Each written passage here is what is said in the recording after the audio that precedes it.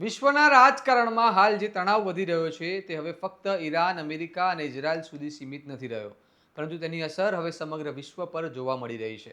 અને ખાસ કરીને ભારત જેવા દેશ માટે આ પરિસ્થિતિ વધુ સંવેદનશીલ બની જાય છે, કારણ કે વૈશ્વિક યુદ્ધ કે સંકટ માત્ર બોર્ડર પર નથી લડાતું, તે આર્થિક બજારો, તેલના ભાવ, વેપાર અને દેશની આંતરિક સુરક્ષા સુધી તેની અસર પહોંચાડે છે.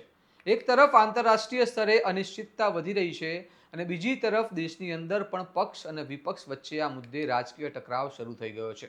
આ તમામ પરિસ્થિતિ વચ્ચે હવે કેન્દ્ર સરકાર એક મહત્વપૂર્ણ પગલું ભરવા જઈ રહી છે, જ્યાં દેશના બધા રાજકીય પક્ષોને સાથે બેસાડીને એક સંયુક્ત રણનીતિ બનાવવાનો પ્રયાસ થશે.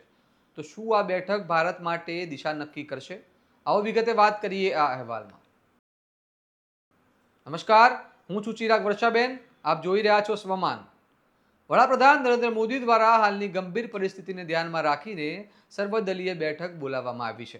આજે સાંજે 5 વાગે આ બેઠક યોજાવાની છે, જેમાં વિવિધ રાજકીય પક્ષોના નેતાઓ ભાગ લેશે.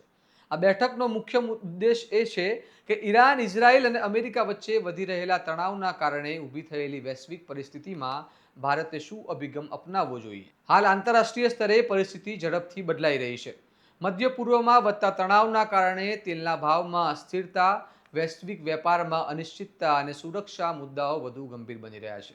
અને આ તમામ બાબતોનો સીધો પ્રભાવ ભારત પર પણ પડી શકે છે. આ બેઠક પાછળ એક મહત્વનું રાજકીય કારણ પણ છે, કારણ કે અગાઉ કેટલાક મુદ્દાઓ પર સરકાર દ્વારા લેવાયેલા નિર્ણયોમાં વિપક્ષને સાથે લેવામાં આવ્યા નહોતો, જેના કારણે રાજકીય વિવાદ ઊભા થયા હતા. અને હવે આ સંવેદનશીલ સમયમાં સરકાર તમામ પક્ષોને સાથે રાખીને એક સંયુક્ત અભિગમ અપનાવવા માંગે છે.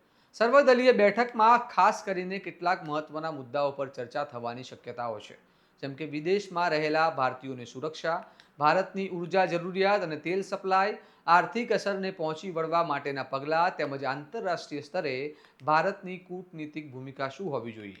આ ઉપરાંત જો સંકટ લાંબા સમય સુધી ચાલે તો ભારતે કઈ રીતે પોતાની તૈયારી મજબૂત રાખવી તે મુદ્દે પણ ચર્ચા થઈ શકે છે.